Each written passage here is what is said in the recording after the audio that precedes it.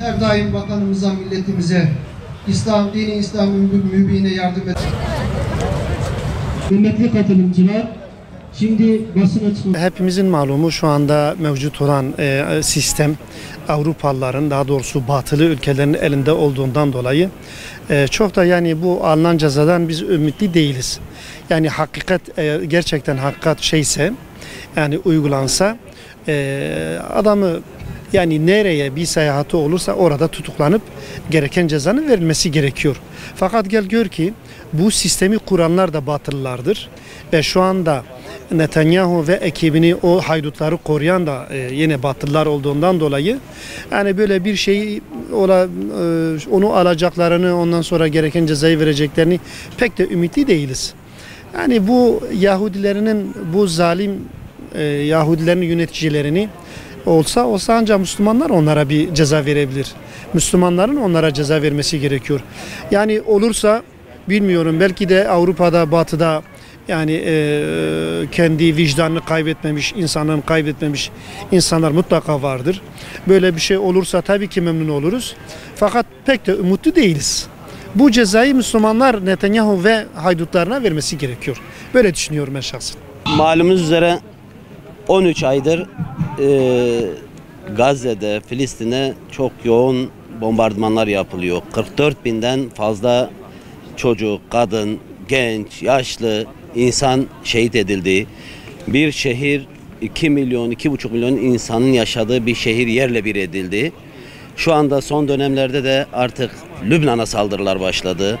Lübnan'ın Gazze sınırındaki, Filistin sınırındaki yerleşim yeri insansızlaştırılmaya başlandı ve Gazze'nin akıbeti şu an Beyrut üzerinde görülmeye başlandı.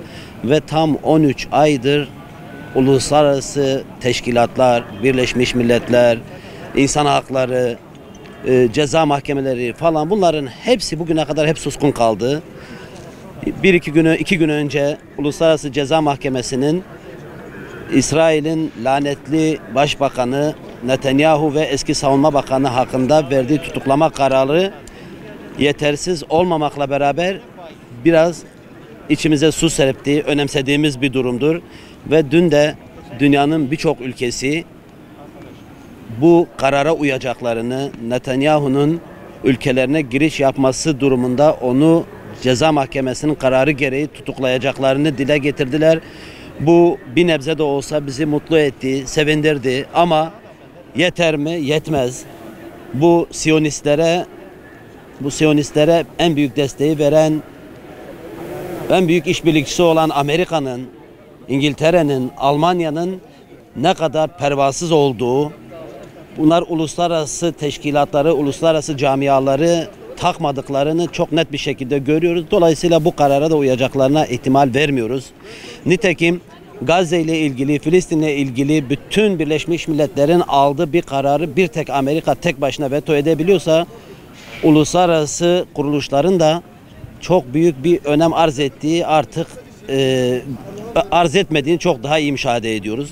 Dolayısıyla dünkü ceza mahkemesinin kararı zaten vicdanlarda mahkum olan İsrail yönetiminin artık ceza mahkemesi tarafından da mahkum edilmesi içimizi biraz rahatlatmıştır. Bunun gereğinin bütün dünya tarafından yapılmasını bekliyoruz, talep ediyoruz. Uluslararası Ceza Mahkemesi'nin bu kararı vermesi güzel bir şeydir.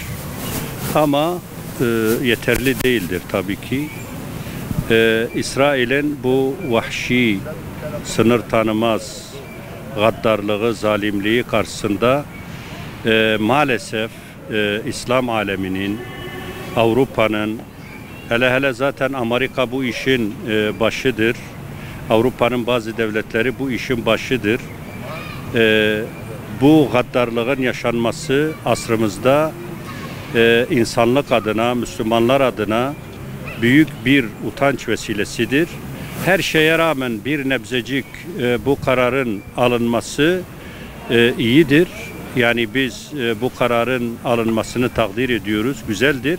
Yeterli değil, yalnız dün takip ettiğimiz kadarıyla her ülkede de bunun tutuklanmasının yapılamayacağını Gönül isterdi ki sadece Uluslararası Ceza Mahkemesi değil, başta Türkiye olmak üzere bütün İslam ülkelerinin bu Netanyahu ve katil sürülerinin neredeki herhangi bir İslam ülkesinde ayak bastıkları anda en ağır müeyyidelere çarpılmak üzere tutuklanmaları ve cezalandırılmalarıdır. En doğru olan budur.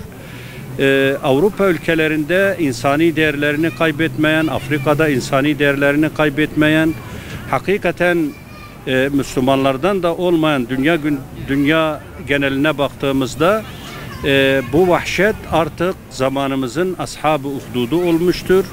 Bir nebzecik de olsa iyidir, takdire şayandır ama yeterli değildir. Davalarından muzaffer eyle Allah'ım. Şu mübarek cuma gününde, cuma vaktinde hayırların